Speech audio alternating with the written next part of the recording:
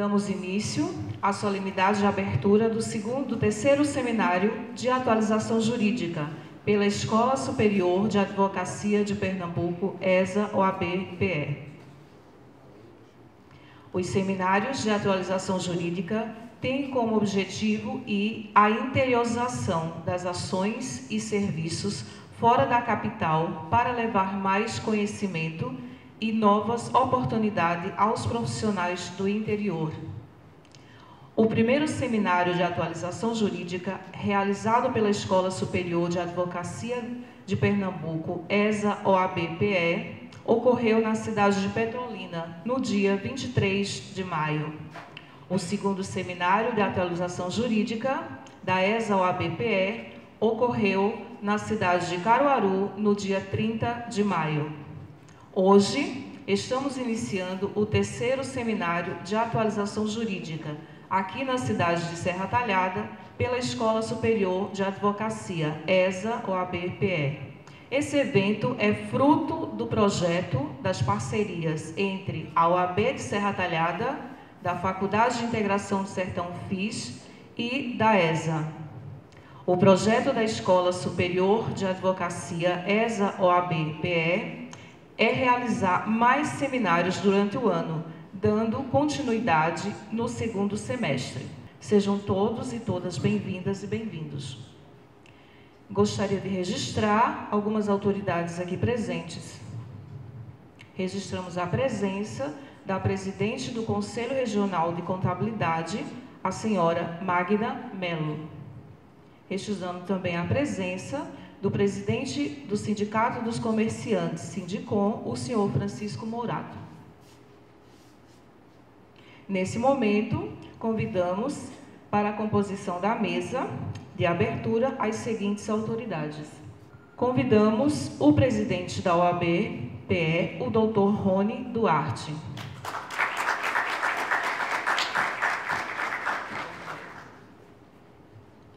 Convidamos o diretor-geral da Escola Superior de Advocacia, Pernambuco, o doutor Carlos Neves.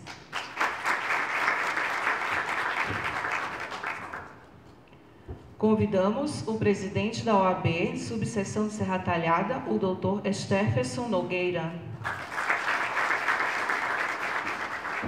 Convidamos a secretária-geral adjunta da OAB-PE, a doutora Ana Luísa Mouzinho. Convidamos a ouvidora-geral da OAB-PE, a doutora Patrícia Maazzi.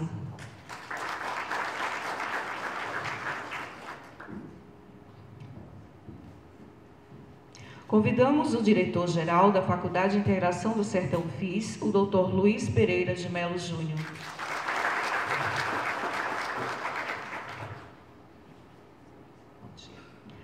Convidamos o delegado da Escola Superior de Advocacia, subseção de Serra Talhada, o doutor Alexandre Rodrigues.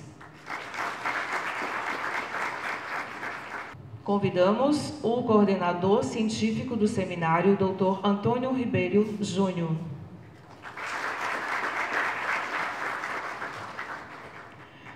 Convidamos o vice-prefeito do município de Serra Talhada, o senhor Márcio Oliveira.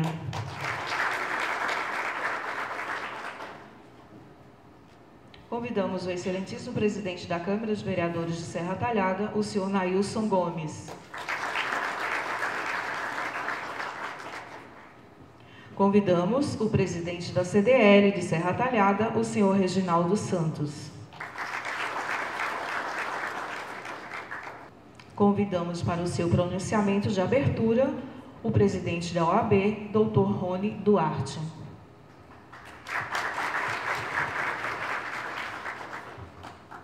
Muito bom dia a todas e a todos. Eu começo cumprimentando o presidente da OAB de Serra Talhada, Stephenson Nogueira, e na sua pessoa cumprimento todos os advogados aqui presentes, saudando especialmente o nosso sempre vice-presidente Pio Queiroz. Cumprimento minha querida Ana Luísa Mouzinho, secretária-geral adjunta da OAB de Pernambuco, que tem acompanhado a nossa comitiva na peregrinação interiorana. Cumprimento meu querido amigo Carlos Neves, diretor-geral da ESA. Carlinhos vem desempenhando verdadeiramente um grande trabalho à frente da ESA. Nós começamos juntos há praticamente 10 anos, ambos éramos diretores, não é, da ESA, e Carlinhos já se mostrava um dirigente extremamente promissor, é um advogado competente, um dos mais conceituados eleitoralistas do nosso país, um companheiro de trabalho extremamente leal e que vem se desincumbindo dessa difícil missão de levar a interiorização de todas as atividades da OAB de Pernambuco ao interior do Estado. Então recebo aqui, Carlinhos, o tributo de reconhecimento da direção da OAB pelas suas virtudes profissionais e pessoais. Cumprimento a nossa ouvidora, Patrícia Maase. Cumprimento o ex-presidente aqui da OAB de Serra Talhada, que eu tive a satisfação de contar com a contribuição, não é, de Jânio Carvalho, que foi gestor interino no início da nossa gestão da OAB de Salgueiro.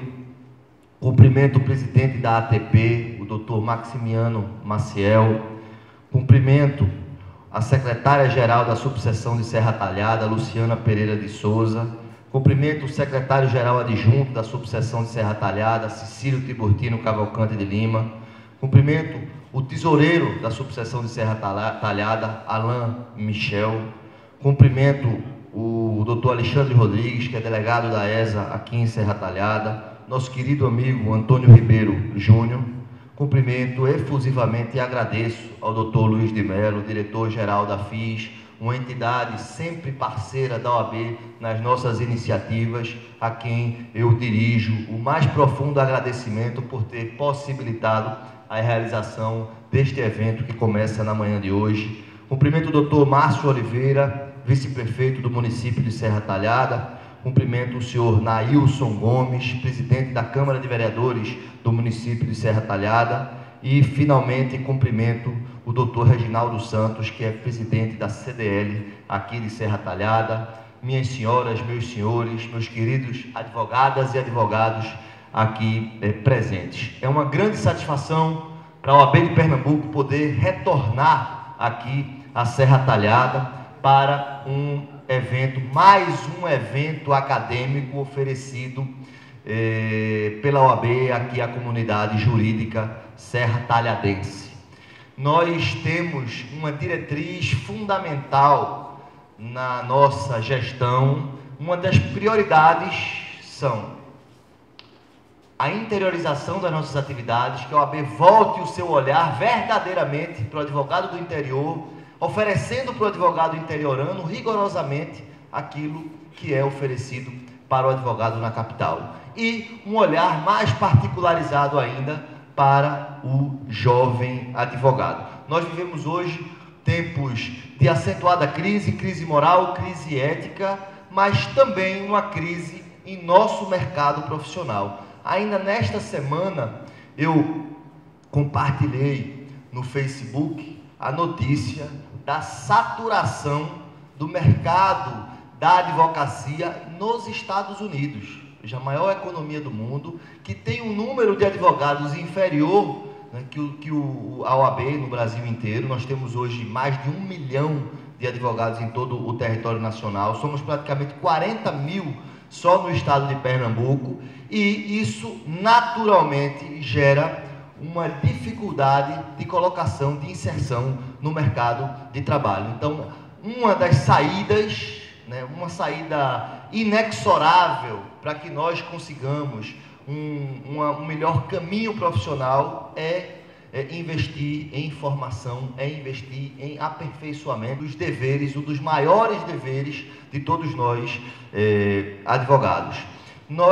Eu inclusive gostaria de compartilhar, no próximo mês de agosto, provavelmente, nós finalmente estaremos conseguindo do governo do estado a fixação de um piso mínimo para os advogados em todo o estado de Pernambuco. Isso seguramente será uma grande conquista da nossa categoria, da nossa classe.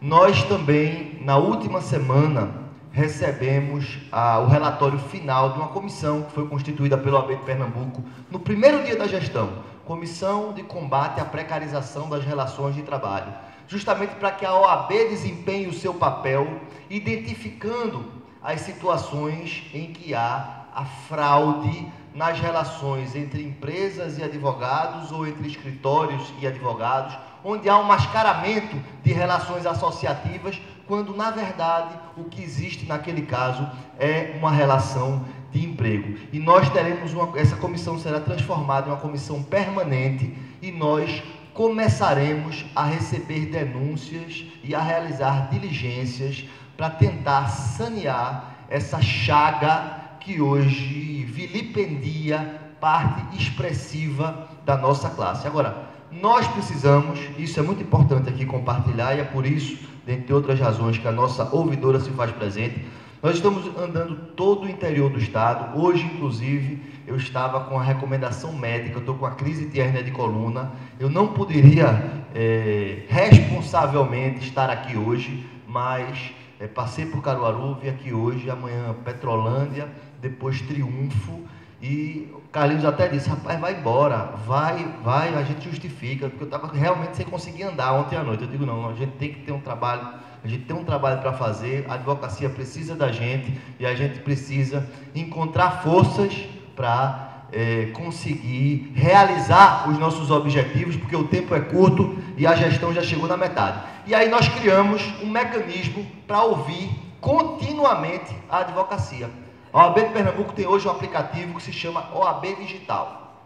Como é que funciona o OAB Digital? O advogado se loga, recebe uma senha, confirma e a partir daí ele pode fazer qualquer tipo de queixa. Queixa da OAB, queixa minha, queixa de Stephenson, queixa da OAB de Serra Talhada, queixa da delegacia, do presídio, do fórum, da vara, e com um diferencial que é extremamente importante, sobretudo para quem trabalha no interior, onde os ambientes são muito mais restritos, onde as pessoas têm um contato pessoal e que por isso ficam com medo de reclamar. Com o aplicativo vocês podem reclamar de tudo, porque há a garantia da preservação do sigilo de fonte.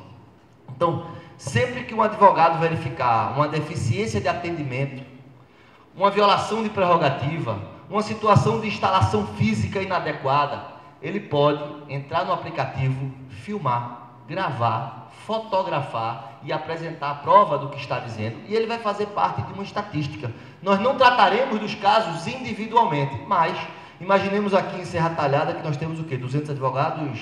300? 236. Pronto, uma cidade com 236 advogados, e a gente tem na estatística que 100 advogados reclamaram de uma determinada serventia judicial, falando de maus tratos. Eu tenho condições, a OAB tem condições de chegar à corregedoria e apresentar esse dado. Esse dado ele é auditado. A Deloitte certifica que cada queixa existente no sistema corresponde a um advogado insatisfeito. E com isso, nós nos livramos de uma situação recorrente que impedia que a OAB reagisse de maneira enérgica às situações que são detectadas. Por quê? Porque as representações são muito poucas. De cada 100 pessoas que são vítimas de uma representação, só uma tem a disposição pessoal de representar. E quem representa, só representa uma vez. Então, o aplicativo é uma ferramenta para a OAB medir a qualidade dos serviços que são prestados em todos os ambientes nos quais a OAB atua. Nós também temos nesse aplicativo um dispositivo para que, em caso de violação de prerrogativas, é um botão de pânico, onde o advogado tem acesso imediato ao nosso plantão das prerrogativas. Na semana passada nós tivemos em Salgueiro, fazendo um desagravo em relação a uma filmagem que foi feita por um delegado federal de um advogado em atendimento.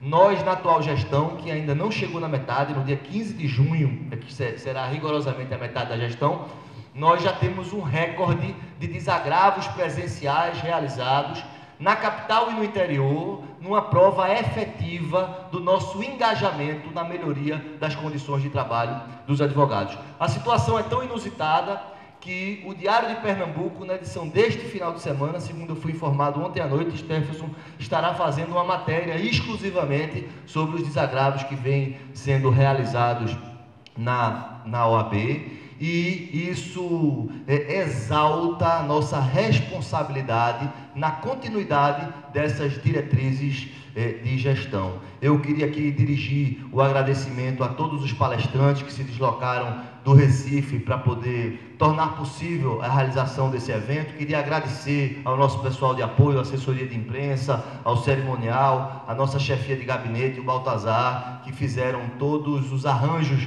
necessários para que possamos ter um dia de trabalho extremamente produtivo. E a todos vocês eu desejo muito sucesso profissional e muito aproveitamento neste encontro acadêmico que agora se inicia e que eu declaro formalmente aberto. Muito obrigado, bom dia, bom trabalho a todos.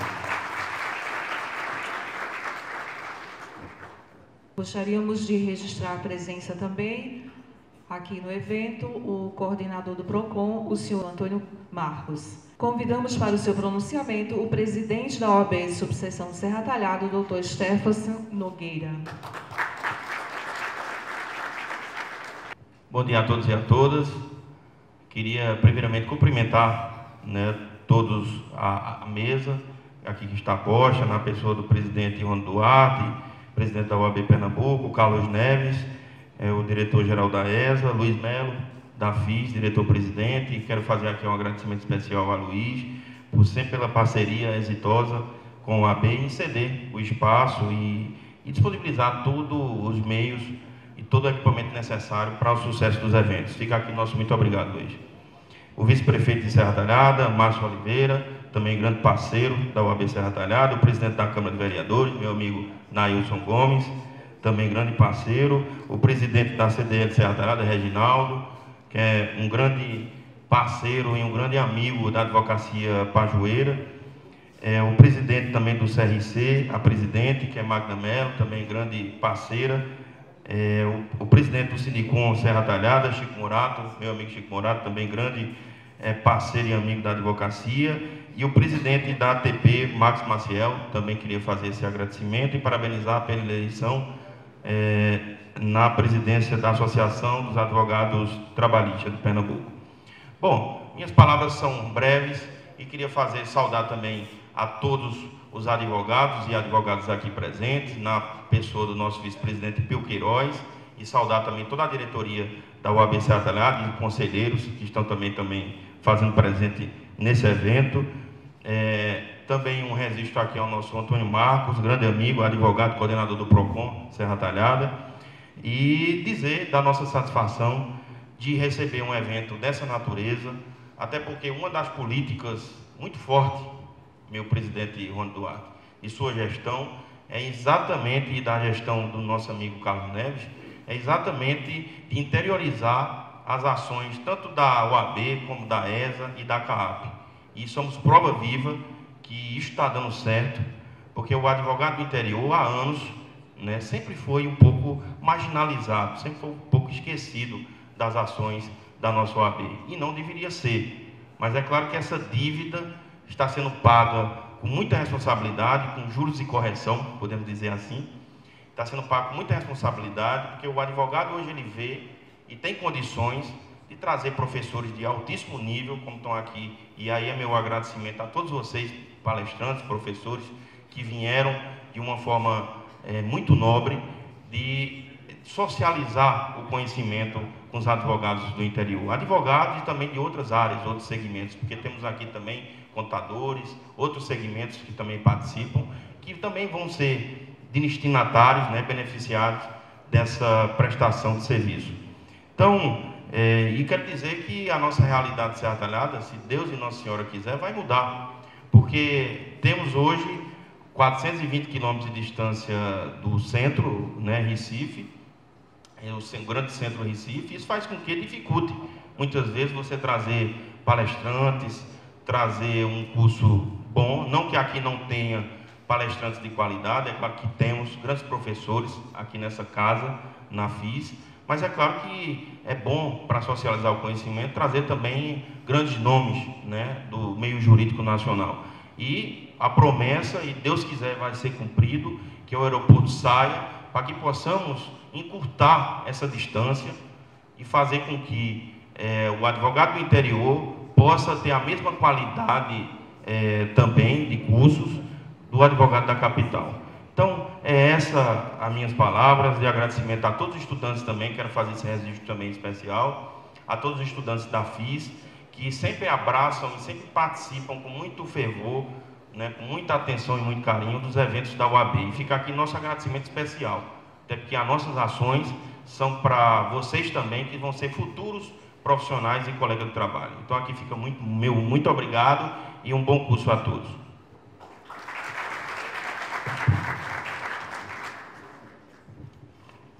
Convidamos nesse momento o diretor-geral da Faculdade de Integração do Sertão FIS, o Dr. Luiz Pereira de Melo Júnior, para fazer o seu pronunciamento. Bom dia a todos. Queria saudar de primeira mão os componentes da mesa, na pessoa do presidente da OAB Pernambuco, Rony Duarte. Lembrar que foi uma das primeiras vezes que a gente falou na campanha política dele aqui no auditório da FIS, onde eu mesmo tomei essa bandeira, eu e os colegas que estavam aqui presentes no encontro jurídico da Faculdade de Integração do Sertão. Queria saudar o presidente da seccional Serra Talhada, Stefferson Nogueira, meu amigo, lembrando que ele é uma pessoa muito habilidosa e vem comandando com muito zelo e muito esmero a advocacia e a defesa das prerrogativas dos advogados aqui na nossa cidade e nas cidades circunvizinhas. Queria saudar também o diretor da ESA, da Escola Superior de Advocacia, o Dr. Carlos Neves, dizer que o seminário, que esse terceiro seminário de atualização jurídica, essa interiorização dessas palestras e debates sobre as inovações no ramo jurídico é muito importante para o operador do direito, que temos que estar se reciclando a cada dia, porque o nosso cliente a cada vez mais exige de nós uma conduta, além de ética, mas uma conduta técnica. Queria saudar também os empresários aqui presentes, professores, alunos e todos que estão participando desse evento. Lembrando que a FIS, sexta-feira, comemorou aqui, nessa própria tribuna, os seus 10 anos. Estamos já com 12 cursos de graduação, 25 cursos de pós-graduação, e estamos desejando, quem sabe, nos próximos 10 anos, chegar aos 30 cursos. Isso foi discurso meu, na data da sexta-feira à noite, e breve também nos tornaremos um centro universitário. Isso é um desejo nosso e da comunidade acadêmica. A FIS, ela não veio para ser pequena, não veio para ser mais uma. A FIS é a instituição de ensino que veio agregar os sertões através da educação e gerar o desenvolvimento regional. Hoje nós temos alunos de 50 municípios dos estados de Pernambuco, Paraíba, Ceará e Bahia. Temos mais de 2.750 alunos na nossa instituição e queremos alçar um grande voo. Nós hoje prestamos à população, não só de Serra Talhada, não só do Pajeú, mas toda a população dos sertões, serviços gratuitos, onde a mão pública não chegou, nós chegamos. Com o PROCON estadual, Câmara de Conciliação, Arbitragem e Julgamento, Núcleo de Direitos Humanos, Núcleo da Receita Federal, na área de saúde, atendimento básico à população, clínica escola de fisioterapia, clínicas de odontologia que já estão sendo construídas, farmácia modelo, entre outros equipamentos que procuram unir a técnica com a prática profissional e oferecendo à população, brindando com a população com serviços de qualidade. Isso é apenas o nosso agradecimento que nós damos à comunidade. E esse tipo de encontro é importante porque também mostra ao aluno a necessidade de sempre, quando sair do campo universitário, a necessidade de reciclagem. Então, aqui é um locus de conhecimento, e nada melhor do que discutir esse conhecimento não só com a comunidade acadêmica, mas sim com os profissionais e toda a comunidade da sociedade civil organizada. Então, um bom evento para todos. Muito obrigado por prestigiar a nossa instituição. Muito obrigado a Rony, muito obrigado a Stephenson. E a instituição FIS estará sempre de portas abertas para vocês.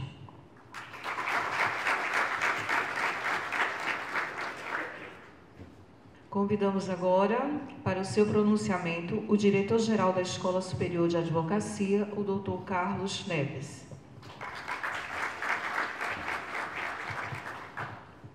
Bom dia a todos e a todas. Queria pedir permissão para não saudar novamente toda a mesa, não fazer disso um ato muito formal, até porque acho que no ambiente acadêmico permite-se essa certa informalidade, e farei aqui a saudação nas pessoas aqueles anfitriões, vamos dizer assim, aqueles que nos receberam de braços abertos.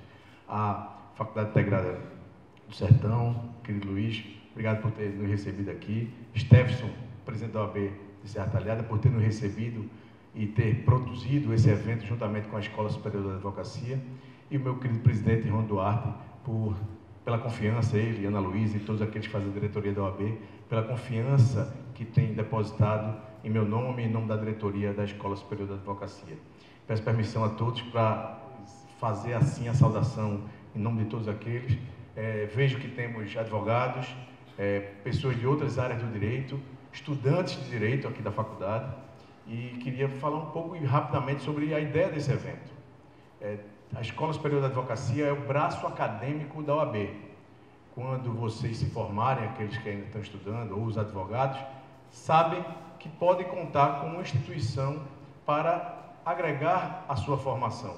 Ao fim e ao cabo do curso de graduação, mais das vezes os alunos ou os ex-alunos não têm vínculo com algumas instituições, diferentemente daqui, Luiz, que eu sei que aqui você tem um corpo de pós-graduações excelente.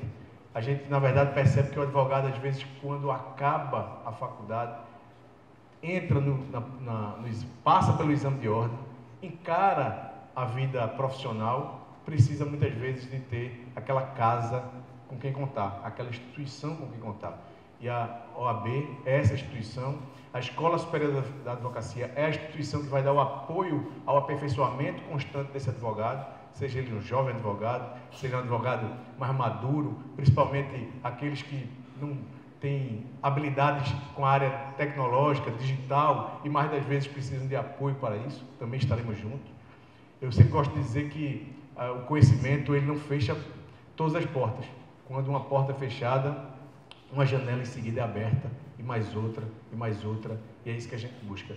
E gosto de dizer também, nesses seminários que levam ao interior o debate sobre temas tão importantes, atuais, do direito, que advogado sempre é provocado, seja em casa, na rua, no táxi, na conversa com os amigos, sempre alguém vai dizer, e essa reforma trabalhista, como é que é? E você tem que ter opinião, né? A gente tem que ter opinião, não aquela opinião de Facebook, que você posta lá e não sabe muitas vezes a profundidade.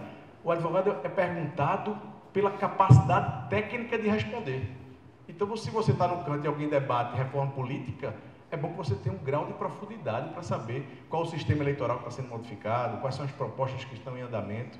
Se alguém fala que a reforma trabalhista era prejuízos aos direitos sociais, você tem que saber que direitos sociais estão sendo atacados ou se não estão sendo atacados. E por isso que esse seminário de atualização jurídica tenta trazer as opiniões, mais das vezes, opiniões divergentes. Teremos exemplos aqui de posições antagônicas sobre o mesmo assunto. Isso provoca ao advogado, provoca a academia para que cada um pense por si só. Como dizia Paulo Freire, o grande educador, nós não estamos aqui, a grande educação não é transmitir conhecimento, mas sim dar os instrumentos para que a pessoa possa adquirir o conhecimento por si só.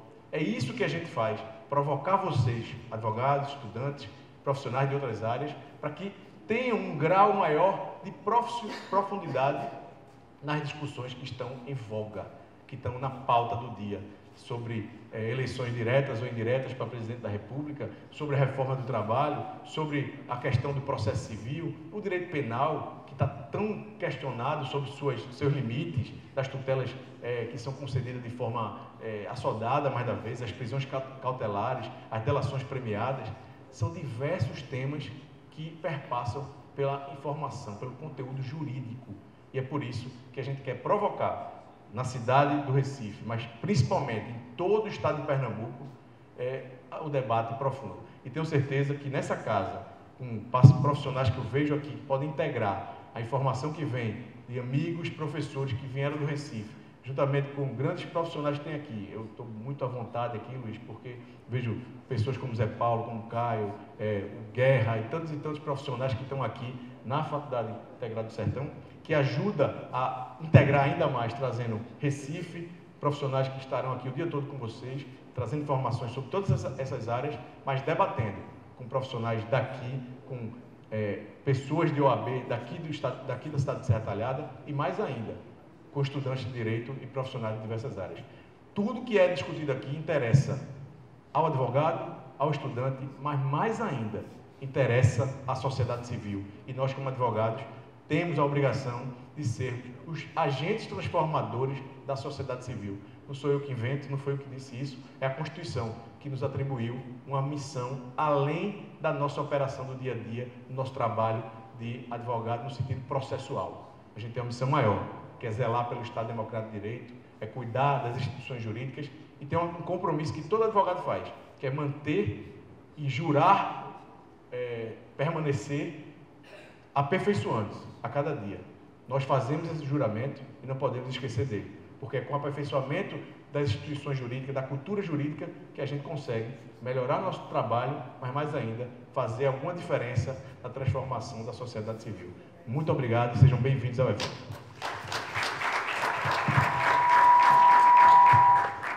Gostaríamos de enfatizar que o evento do terceiro seminário de atualização jurídica só está sendo possível por meio da parceria existente entre a OAB de Serra, a Faculdade de Integração do Sertão e a ESA.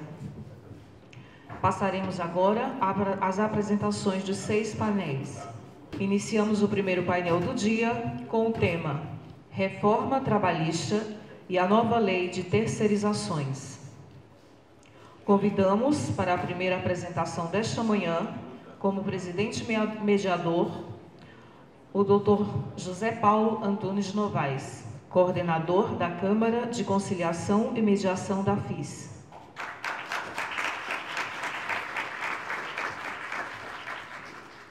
Convidamos o presidente da Associação dos Advogados Trabalhistas de Pernambuco, a AATP, e palestrante, o Dr. Max Maciel.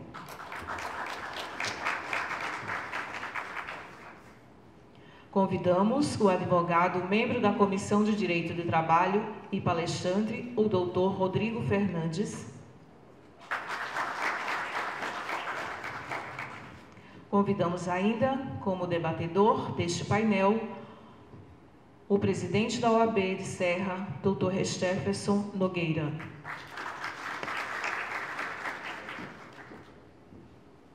Passamos a palavra ao coordenador da Comissão de Conciliação da FIS, o Dr. José Paulo Antunes Novaes, mediador deste painel.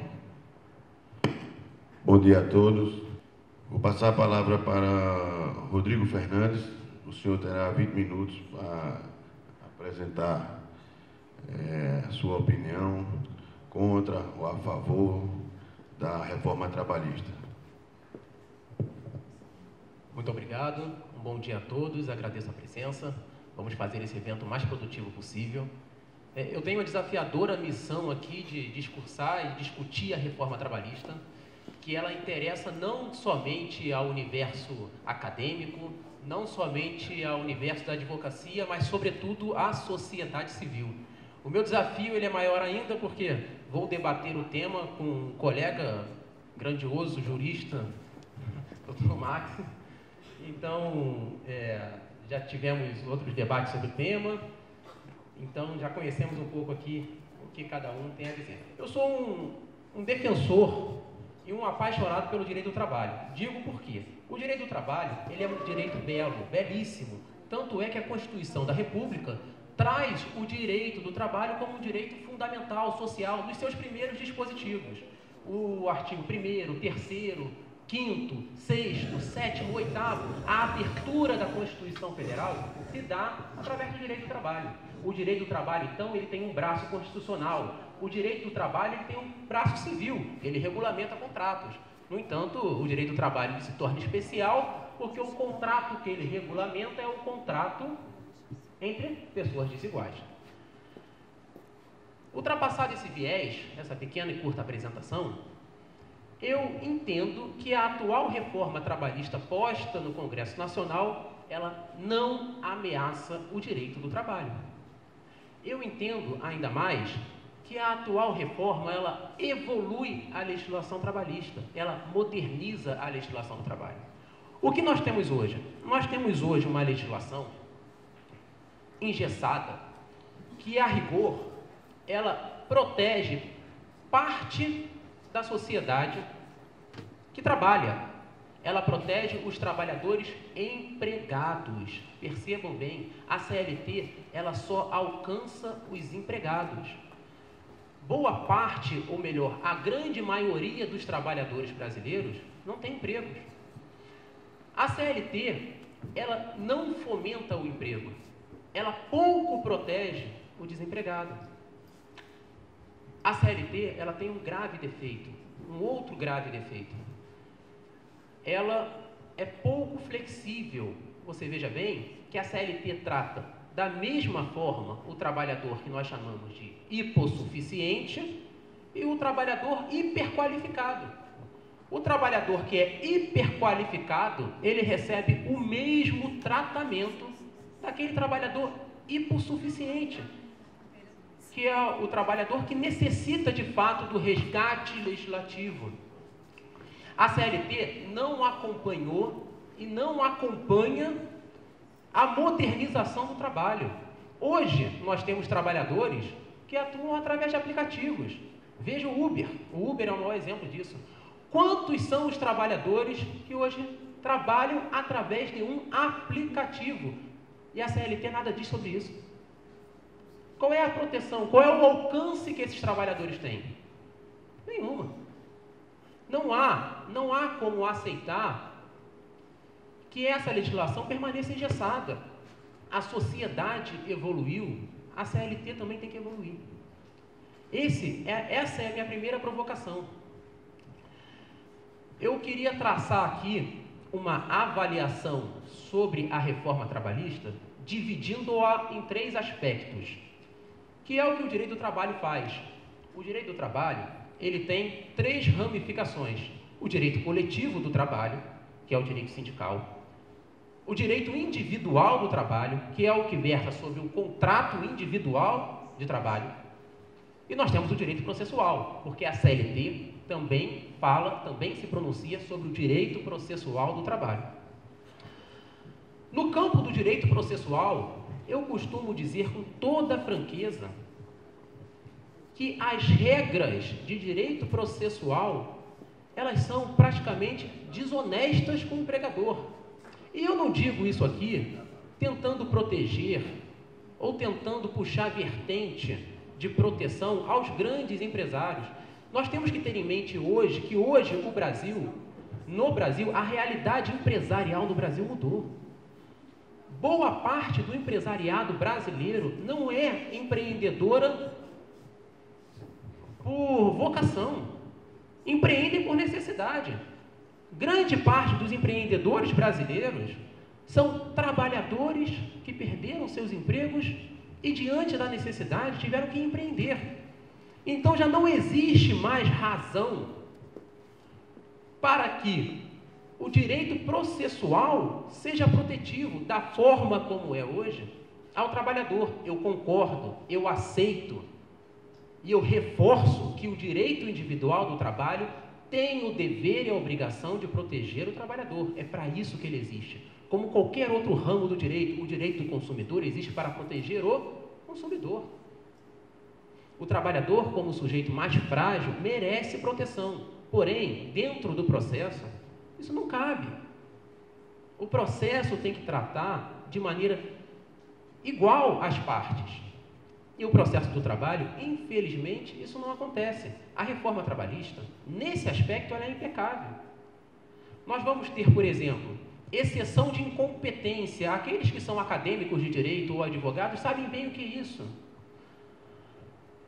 um trabalhador ajuiza uma ação totalmente fora da região onde ele trabalhou, em território onde o juiz é incompetente para conhecer aquela matéria. Para que o réu pronuncie a incompetência daquele juiz, ele tem que arguí-la através de uma exceção, no local onde a ação foi ajuizada. E saibam, amigos, o empregador, ele deve ir até esse local. O que eu quero dizer com isso? Ele já ingressa na ação praticamente derrotado.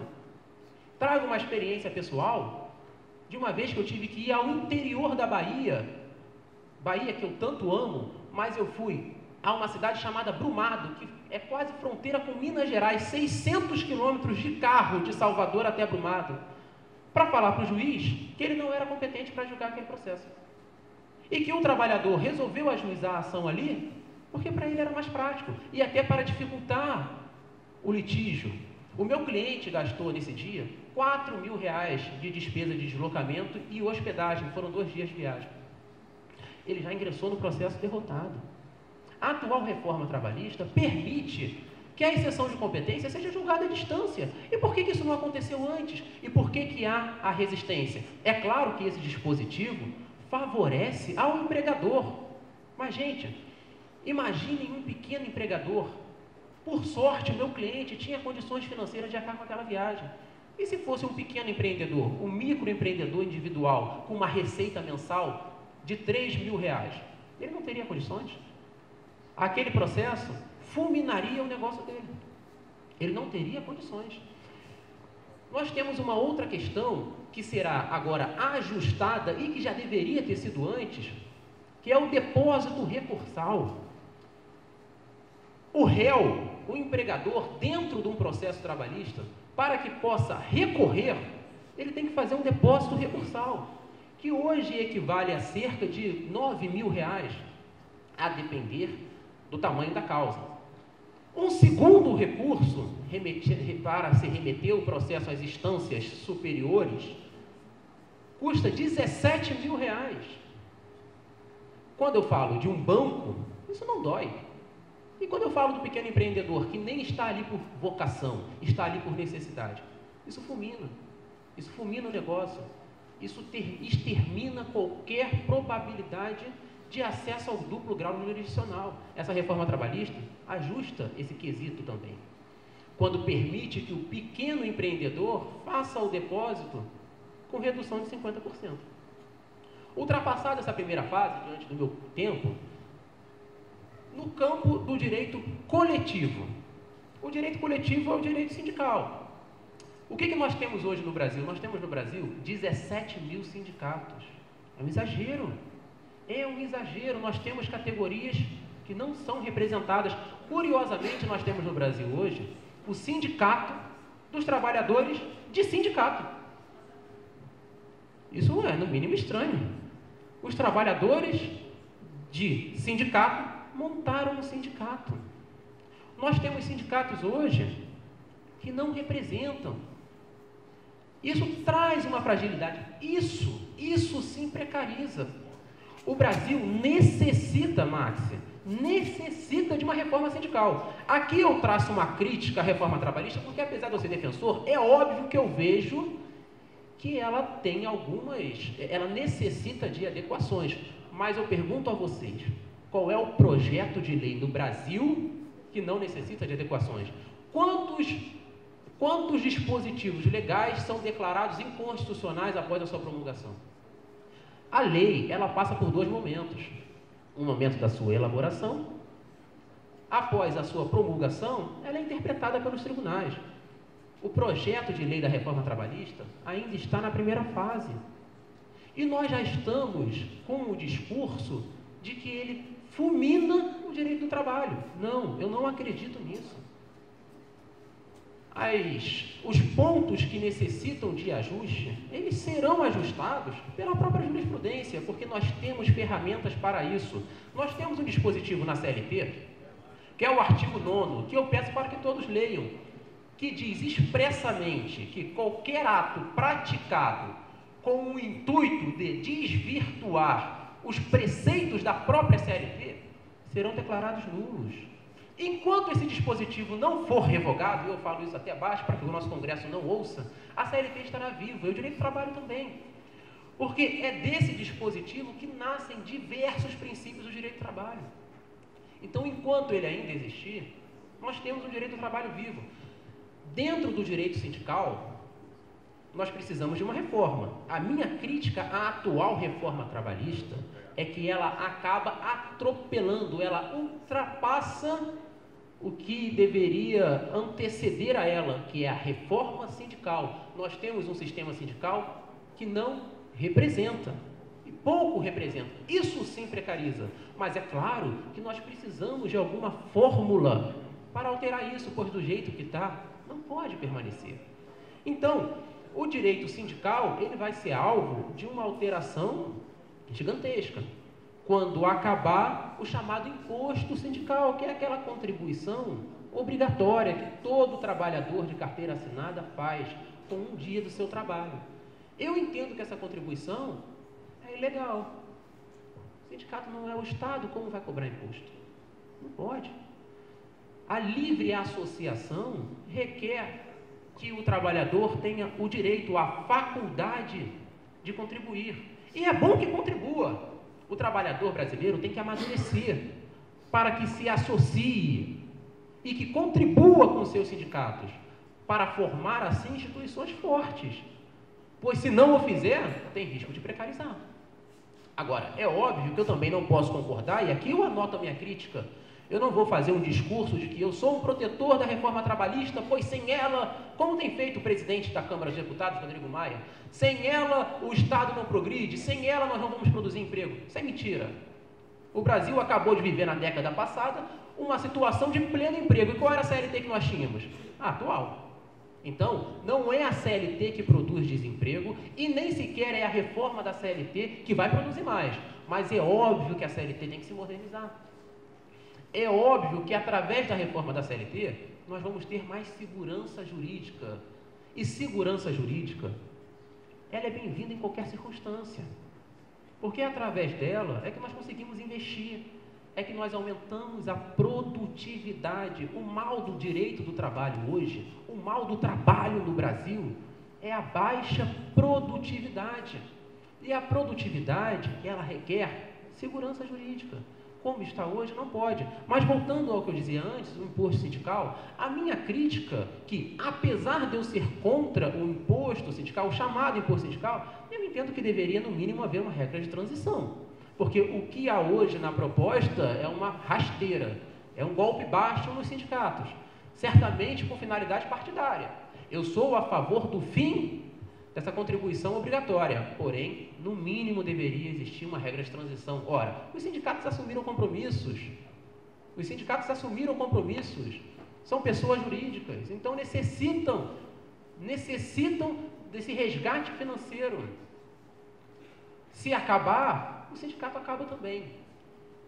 Uma regra de transição tem que ser pensada, mas dentro ainda do direito coletivo, a reforma trabalhista, ela regulamenta o artigo 11 da Constituição Federal. Nós temos uma Constituição Federal sólida e rígida desde 1988, que diz que em uma empresa que tenha mais de 200 empregados, os trabalhadores devem eleger um representante. Representante esse que terá estabilidade para representá-los diante de seu empregador e negociar condições de trabalho. Gente, quem mais conhece a própria condição de trabalho, se não o trabalhador? A CLT, então, aqui, ela faz o seguinte, entrega ao trabalhador a possibilidade de negociação diante do seu empregador. Se ele estiver organizado e bem representado, ele o fará bem. Esse dispositivo, após 20 e poucos anos de Constituição Federal, será regulamentado. Dentro do direito individual do trabalho, nós temos temas que necessitam de regularização. Nós vamos ter, através da reforma trabalhista, novas espécies de contrato de trabalho.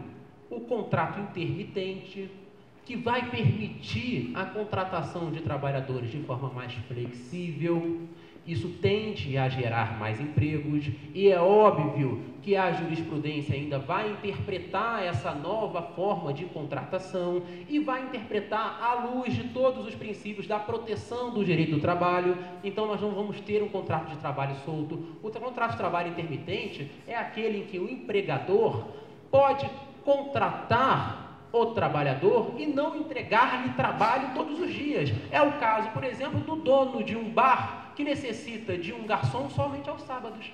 Hoje não existe um formato contratual perfeito para empregar esse trabalhador. Com a reforma passará a existir. Nós teremos também o teletrabalho. O teletrabalho é o trabalho à distância, é o trabalho através da tecnologia, que a CLT nunca se pronunciou. A CLT necessita regulamentar esses temas. Então, quando eu ouço falar que haverá retrocesso, eu tomo muita cautela.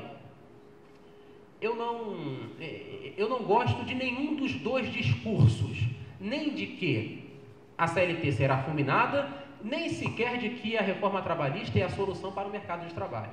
O meu discurso é a necessidade de uma reformulação e de uma atualização jurídica, pelos pontos que eu já falei no início da minha apresentação, para que a CLT passe a alcançar todos os trabalhadores, para que a CLT passe a conceder segurança jurídica. Isso é fundamental para um país que quer se desenvolver. Nós não podemos parar nossa discussão somente nessa reforma que está posta hoje. Essa reforma, ela necessita de adequações. E eu não vou fazer aqui nenhum discurso com conteúdo político sobre quem é que está tocando a reforma. Nosso conteúdo aqui, nosso tema, ele é jurídico. O debate não é político. É óbvio que a CLT hoje, essa reforma trabalhista, necessita de algumas adequações, mas ela ainda não foi interpretada pelo judiciário. E vejam o que aconteceu com a terceirização. A terceirização, que nunca foi regulamentada, a terceirização é uma espécie contratual que existe há décadas e não vai deixar de existir. Então, obviamente, existe a necessidade de regulamentar. E nunca antes havia sido feito. Quem regulamentou a terceirização foi o Tribunal Superior do Trabalho, exercendo um papel que não lhe cabia, mas precisou fazê-lo.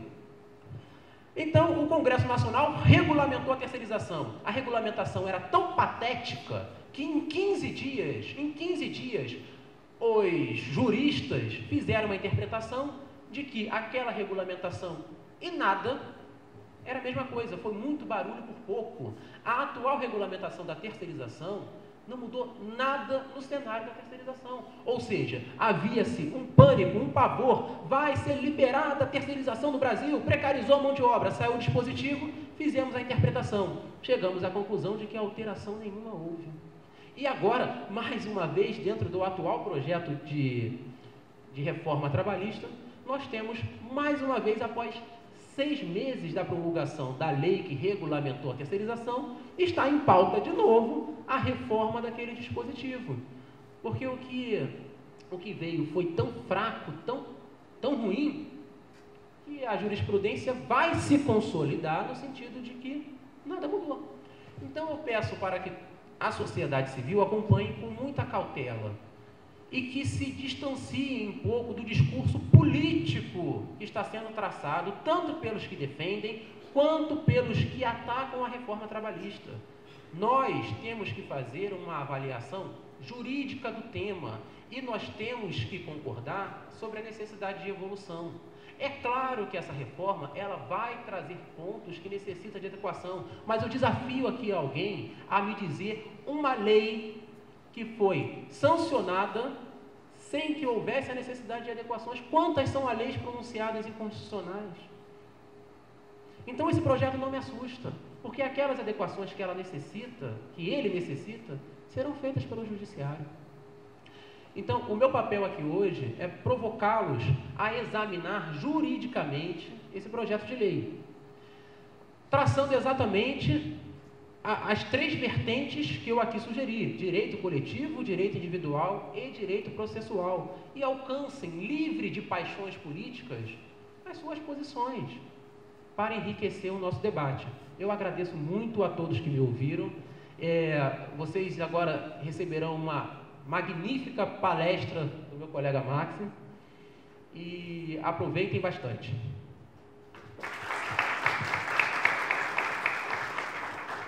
Passo a palavra ao Dr. Max Maciel, tem uma posição contrária ao Dr. Rodrigo Fernandes. E antes dele iniciar, ele vai fazer uma apresentação da Associação dos Advogados Trabalhistas de Pernambuco. Bom dia a todos e a todas. Inicialmente, saúdo a mesa, em nome de José Paulo Antunes, e também gostaria de agradecer imensamente a parceria e a confiança da OAB ESA ATP, né? Para quem não conhece, a ATP é a Associação dos Advogados Trabalhistas de Pernambuco, né? E que sempre foi mais ali na área metropolitana do Recife, principalmente em Recife, e nós também, na proposta de campanha, vamos elastrecer isso aí, interiorizar a ATP.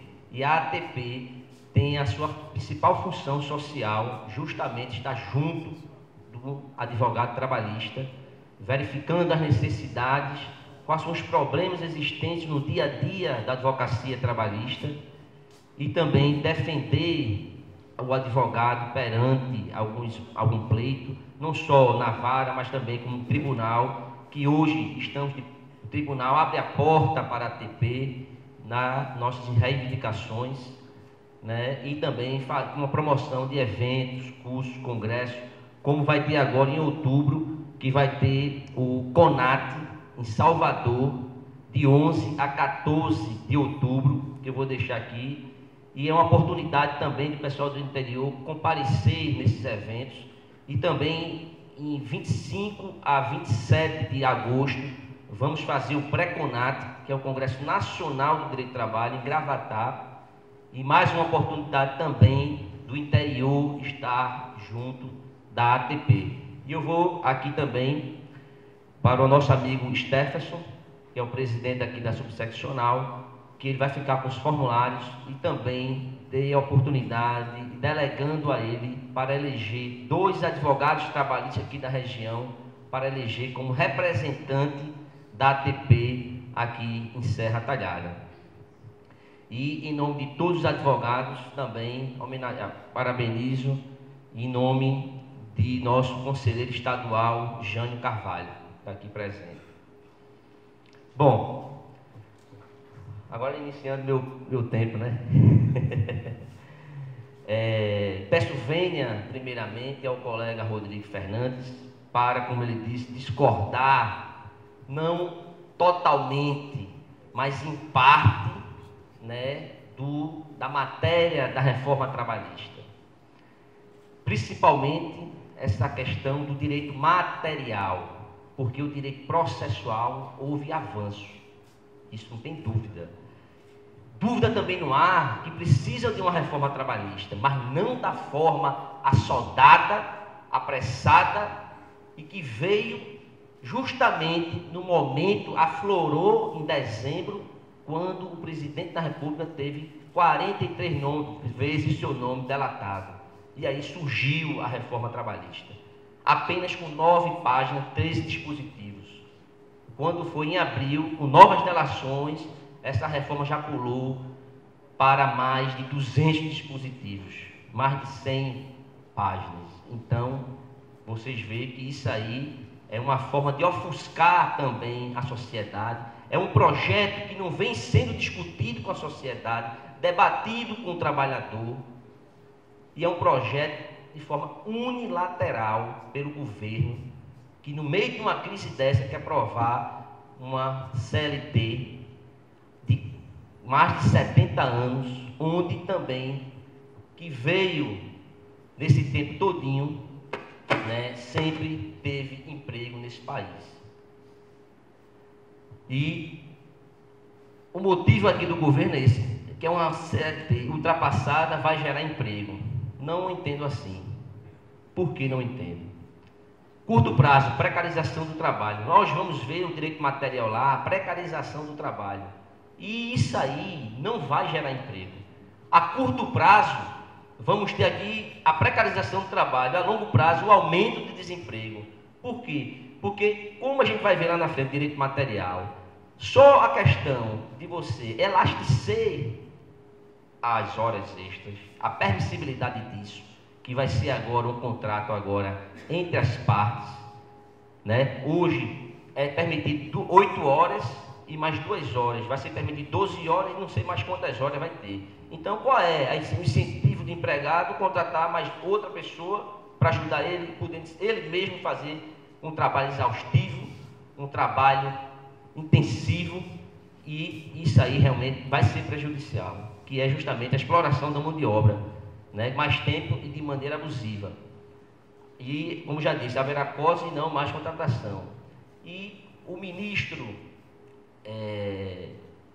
Vieira de Mello Filho, eu estive em Brasília pela ATP e ACRAT 2 vezes no Senado Federal para levar nossas reivindicações da reforma trabalhista, e uma oportunidade eu vi o ministro falando e ele disse: se essa reforma passar, em 5 anos não vai ter mais justiça do trabalho. Isso foi as palavras do ministro do TST, Vieira de Mello Filho. E também está aqui um manifesto de 17 ministros do TST que levaram ao Senado Federal os pontos, mais de 50 pontos que são efetivamente prejudiciais ao direito do trabalho. Então são 17 ministros que estão falando que essa reforma trabalhista não resolve o problema deste país. Pode passar aí, por favor. Peço vênia também na questão aqui quais são as principais mudanças do direito do trabalho. Tem aqui agora a questão da extinção da contribuição sindical. A CLT, em 43, foi até para Getúlio Vargas, você vê que teve dos 11 títulos, um título só, esse capítulo 5, que é justamente essa questão do direito sindical. Sou também a favor de que ela venha a ser extinta, mas não da forma abrupta, porque isso vai trazer outro reflexo, mas sim de uma forma progressiva, porque aí vai ter vários reflexos. Então isso aí é um sistema que veio inspirado também na Carta del Lavoro, que é justamente da Itália de Mussolini, de 1927, e isso é um resquício do sistema fascista ainda, né, que é prejudicial, porque é a unicidade sindical e você também tem essa contribuição obrigatória, porque, de fato, como o Rodrigo falou, nós temos 17 mil sindicatos e que 11 é de trabalhador e 5 de 6 de empregado, de empresa. Então, isso eles querem fragilizar o sindicato, tá certo? A estrutura sindical, porque como atualmente não vai ter mais possibilidade do sindicato agora homologar a rescisão do contrato de trabalho, a Justiça do Trabalho agora não vai ter mais como discutir o direito material, e sim o direito formal, apenas das convenções coletivas, se houve de fato toda a forma legal e cumpriu os requisitos legais para aquela convenção, porque deu a liberdade de o negociado prevalecer sobre o legislado. E isso é um perigo, porque como quer fragilizar o sindicato sequer posteriormente vai ter condições de fazer um edital, e aí vem a empresa e faz o que quer. E isso a gente sabe que tem sindicatos pelegos, prejudiciais, que fazem dessa forma, mas não é a regra. Então isso eu vejo com um olhar muito preocupante, prejudicial para o trabalhador, porque não vai ter a assistência necessária como tinha garantia. E sequer também, hoje, vai ter a liberdade entre empregado e empresa, direto. É permissível também, na reforma trabalhista, o empregado ele fazer a quitação do contrato de trabalho anualmente. Ora, se a empresa chega para o empregado lá, olha, vamos quitar o contrato de trabalho desse ano aqui, e aí, qual é o empregado que vai dizer, não, eu não vou quitar? Vai quitar. ainda que não tenha pago férias, 13º, e vai quitar. Veja como é o prejuízo que vai ter essa reforma.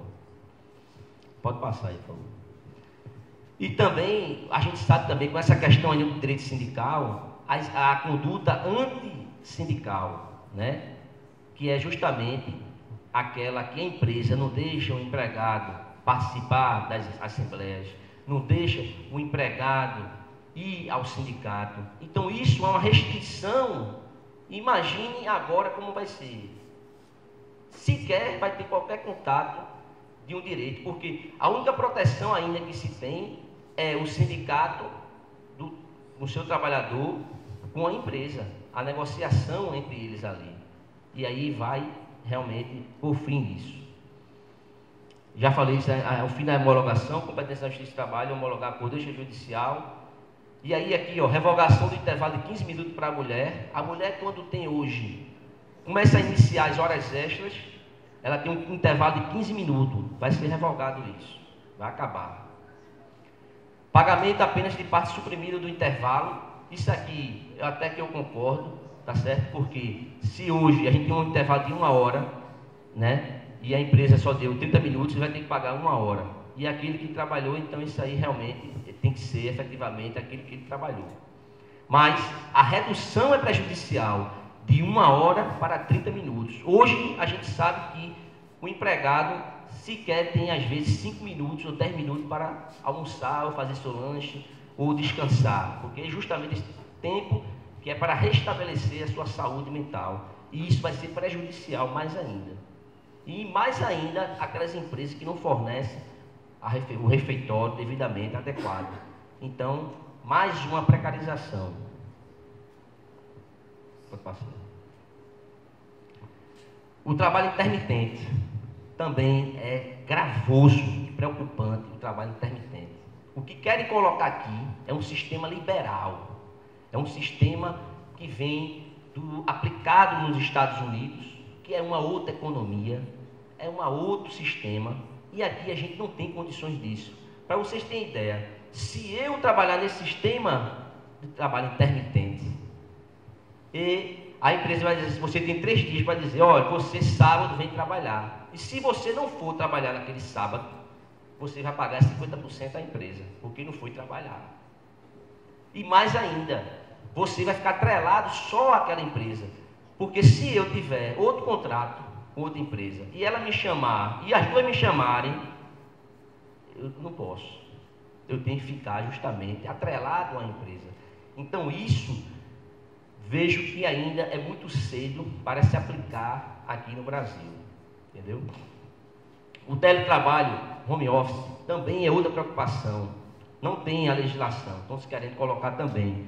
Mas é um trabalho que é um controle de trabalho sem horas extras. Ele quer colocar lá no artigo 62 da CLT, que não tem horas extras. Mas a empresa controla efetivamente o contrato de trabalho do empregado. Por quê? Por meio de mídia, por meio do sistema. Então você ali não vai ter intervalo, você não vai ter intervalo de almoço, não vai ter adicional noturno, não vai ter nada. A empresa vai cada vez mais cobrar desse empregado. Então isso também vai trazer prejudicialidade ao trabalho. Pode passar. Exclusão das horas itíneres também é outro efeito que traz, porque hoje um trabalhador que acorda 4 horas da manhã e vai pegar de 8 horas, esse percurso que leva, ele é contado e não vai se contar mais, isso vai ser revogado. Então o trabalhador que acorda de 3 horas da manhã e que vai trabalhar de 8 horas, enfim. Então tudo isso vai trazer, tá certo, uma precarização do trabalho. Supressão da gratificação de função de confiança depois de 10 anos, se revertido, isso também vai acabar. Parcelamento de férias, esse aí exclusivamente também não vejo prejudicialidade, porque hoje a gente já tem algum fracionamento e esse aí vai ser no mínimo, o menor fracionamento tem que ser de 15 dias, o outro pode ser de 5 e aí trabalha nesse sentido. Então isso aí é um ponto que eu não vejo prejudicialidade. Esse slide aqui eu posso deixar aqui disponível para vocês depois, tá? Banco de horas, livre para negociar sem limites. Esse aqui que é o problema também, né? Então não tem limite para você negociar um banco de horas. Jornada de trabalho, ó, sem limite diário de jornada, mas apenas semanal. Mas o diário você não tem limite. O cara pode trabalhar lá 14, 15 horas e está tudo bem, tudo ótimo. E a saúde do trabalhador? Mas isso também vai trazer reflexo para a própria empresa. Porque vai o trabalhador, é porque não se divulgam, mas o índice é altíssimo, é alarmante em relação a acidente do trabalho, a doença do trabalho, doença ocupacional, é muito grande. Não é pouco não, e isso vai aumentar cada vez mais. E isso é bom para o empregador? Não é bom não. Isso vai trazer mais emprego? Não.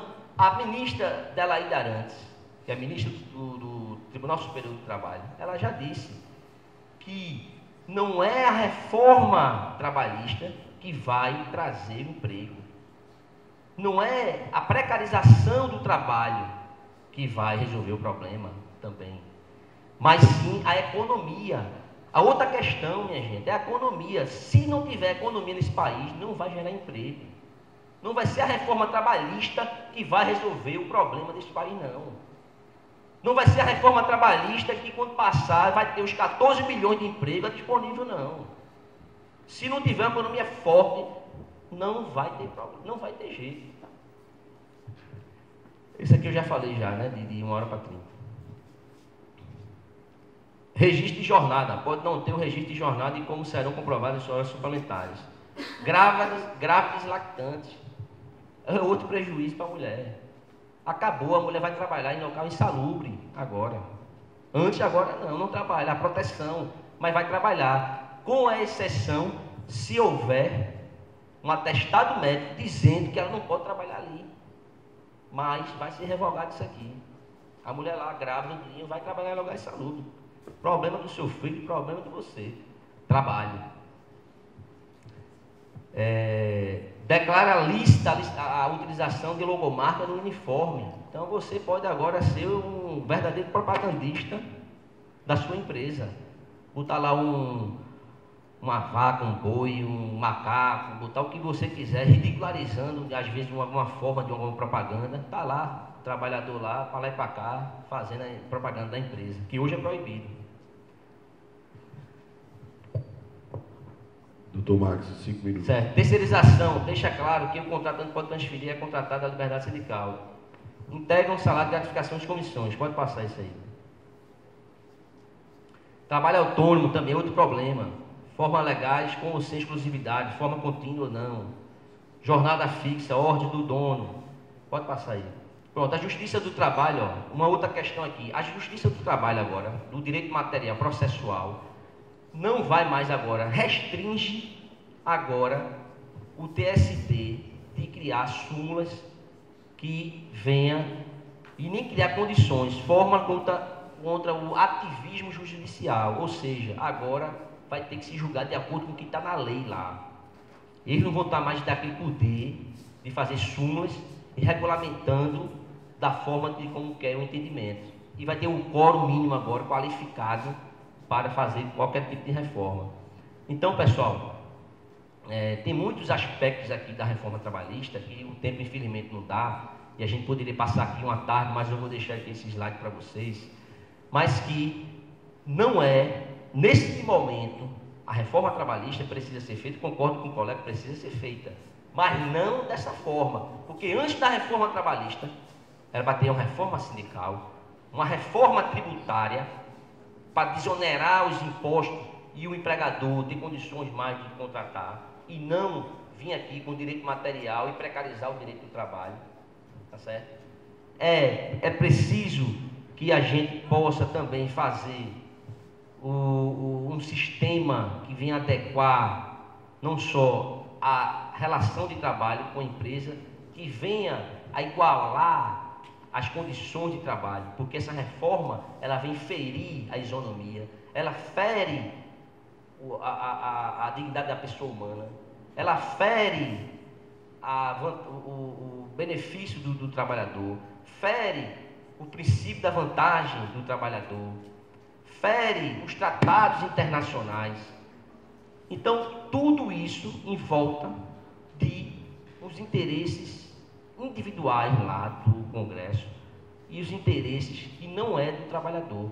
Porque se a gente for ver essa reforma, para quem interessa essa reforma não é o trabalhador, interessa, infelizmente, a um presidente e a uma parcela de empresários que querem, a toda forma, que essa reforma seja aprovada, que, mais uma vez, não vai resolver.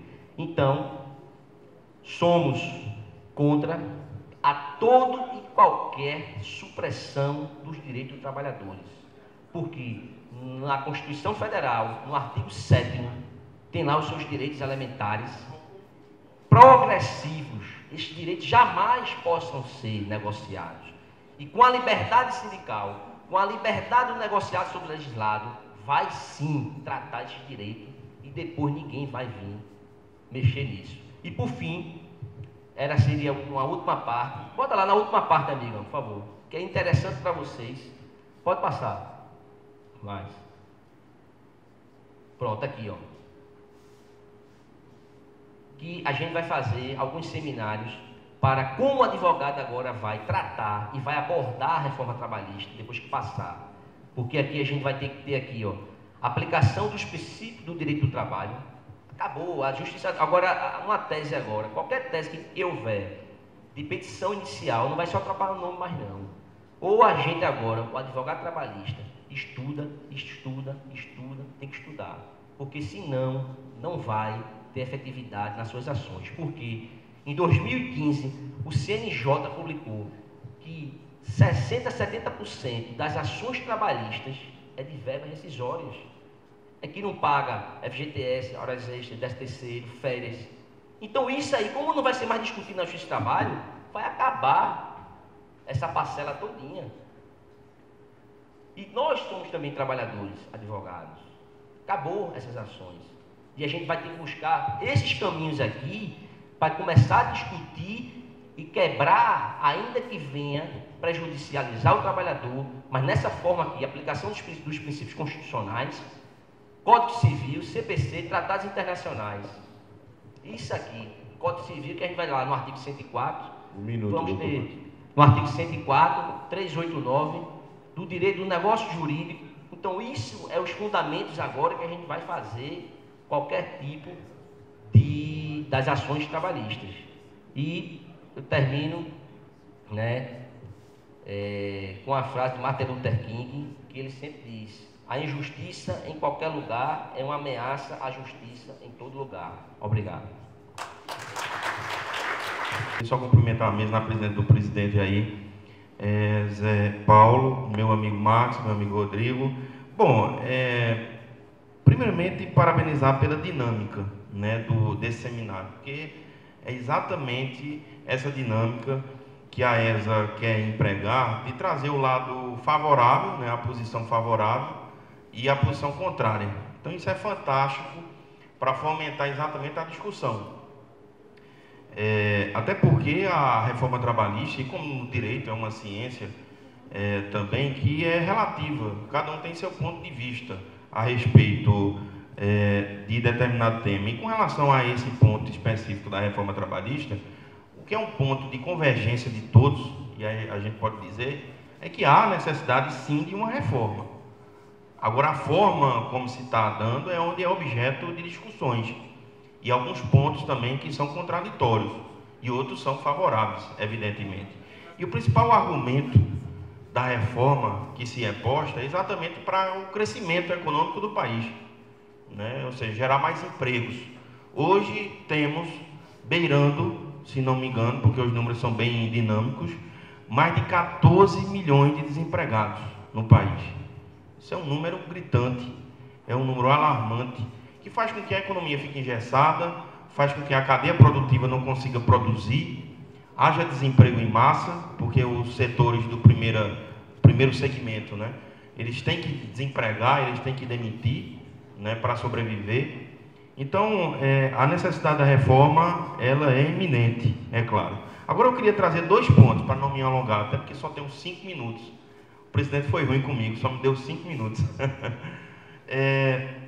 Eu queria trazer um ponto que até porque a reforma trabalhista, ela é entrelaçada, de certa forma, com a lei de terceirizações, né? São duas viés da mesma moeda, podemos dizer, né? São matérias entrelaçadas, que é exatamente a inovação que foi trazida pela lei 13.429, de 31 de março de 2017. Lei 13.429 é a chamada Lei das Terceirizações.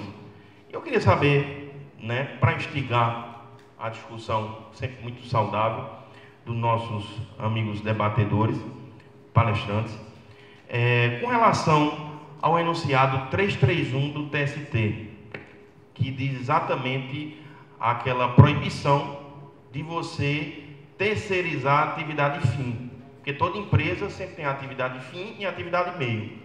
E a súmula era exatamente uma permissão não legal, mas uma permissão jurisprudencial, quer dizer, permissão não, proibição, de você terceirizar a atividade fim.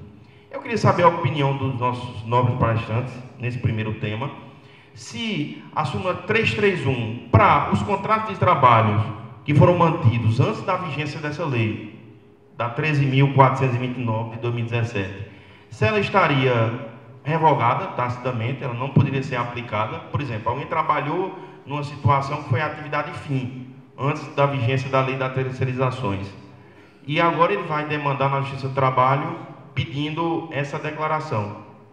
Ou seja, a súmula vai se aplicar ou não? Esse é meu questionamento.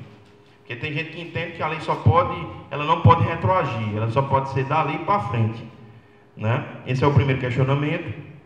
E o outro é com relação ao trabalho intermitente, que eu acho que é um dos pontos da reforma que é mais polêmica. É o trabalho intermitente, que é o não contínuo, que é exatamente uma previsão legal que foi acolhida, e Marx falou muito bem, isso foi acolhido integralmente no modelo americano, que lá é existente nos Estados Unidos. Hoje você pode contratar uma pessoa lá nos Estados Unidos por 1 hora, 2 horas, 3 horas, ou seja, sem nenhum vínculo trabalhista. E aí fica o meu questionamento. Será que com esse modelo que o legislador quer implantar, isso não vai contribuir para a marginalização, a precarização do serviço? Essa é a minha dúvida. Porque se um trabalhador puder, e se tiver essa faculdade de poder ser demandado em 3 empresas diferentes, porque você pode contratar por 2, 3 horas, ele pode trabalhar num dia em 3 empresas diferentes. É ilimitado. Isso não vai contribuir para a precarização das relações de trabalho? Tinha mais questionamentos, mas meu tempo é muito curto. Então, vou ficar aqui e agradecer de antemão, aí parabenizar pelas grandes palestras dos nossos amigos. Muito obrigado. Eu não vou me alongar muito, para permitir que o Marx também fale. Eu entendo que essa reforma da questão da terceirização não alterou o que a súmula versa, porque a súmula, ela impede a terceirização em atividade fim, perfeito? E essa lei que você citou, que regulamenta a terceirização, ela fala que a terceirização ela é legal em atividades certas e determinadas. Ela não citou atividade fim ou meio. Então, ela não alterou, é por isso que eu digo, eu disse aqui no meu primeiro momento, que ela não alterou a condição atual. Eu entendo que a súmula 331 permanece em vigor, mas vamos dizer que ela tivesse alterado aquilo que a súmula 331 dizia. Da mesma forma, eu entendo que a sua vigência é a partir do momento da sua promulgação. Ela não poderia retroagir, sobretudo se fosse para retroagir na condição de precarizar a mão de obra. Isso aí eu entendo que não aconteceria. E com relação à sua segunda indagação, que é o trabalho intermitente, o contrato intermitente, eu percebo que é um dispositivo que está nascendo, então ainda é precoce a gente fazer a avaliação se vai precarizar ou não. Mas eu entendo que o que mais precariza é a inexistência de regulamentação. A gente hoje tem trabalhadores que trabalham para diversas empresas, que trabalham em diversos segmentos sem regulamentação, exatamente porque nós não temos uma espécie contratual exata para atendê-los. E o trabalho intermitente vai atendê-los. Mas eu faço uma crítica também ao trabalho intermitente. O trabalho intermitente permite que eu tenha um emprego e que eu não trabalhe. Em relação ao primeiro ponto, eu concordo, né, que já foi dito aqui, para a gente ser bem objetivo, né, que essa súmula 331, ela de uma ou outra forma também é prejudicial, porque eu tenho várias e várias ações contra município, estado, que é a questão do trabalho terceirizado, e hoje o juiz tudo exclui a responsabilidade do ente público e deixa só a empresa terceirizada falida e acabou-se, não vai ver mais o problema agora. E que a gente também vai ter agora, porque a questão que a gente não falou aqui, da prescrição intercorrente, que também, se o advogado, né, o empregado, não atender a ordem judicial, sei lá, o dia que a empresa tem bem, não tem, etc. tal, 2 anos, acabou, certo? Acabou. Hoje a gente não tem isso, mas isso aí vai ter. Então isso aí também é outra questão, né, que é preocupante. Em relação à questão do trabalho intermitente, eu vejo que pode ser uma regulamentação, mas ela tem que ser ainda podada, né? Principalmente se o trabalhador, quando ele for convocado e não for ao trabalho, ele não pagar a empresa. Porque isso que é prejudicial. Porque a precarização vem também no momento em que eu poderia ter 2, 3 empregos, trabalhar nesse sistema, porque é um sistema descontínuo, você só recebe por hora trabalhada, e com isso você vai ficar só preocupado e atrelado àquela empresa. Porque se em qualquer momento ela convocar você, você tem que atender. E se você estiver em outra empresa? Então, esse momento aí que eu vejo com uma preocupação nesse sentido. Então, eu acho que seria um avanço regulamentar, porque hoje também, Rodrigo, se você está num sistema dessa aí, né, de um trabalho intermitente, ainda que não seja regulamentado, mas você vai pedir o vínculo de trabalho na Justiça do Trabalho. Então, isso aí você vai pedir um vínculo e comprovar.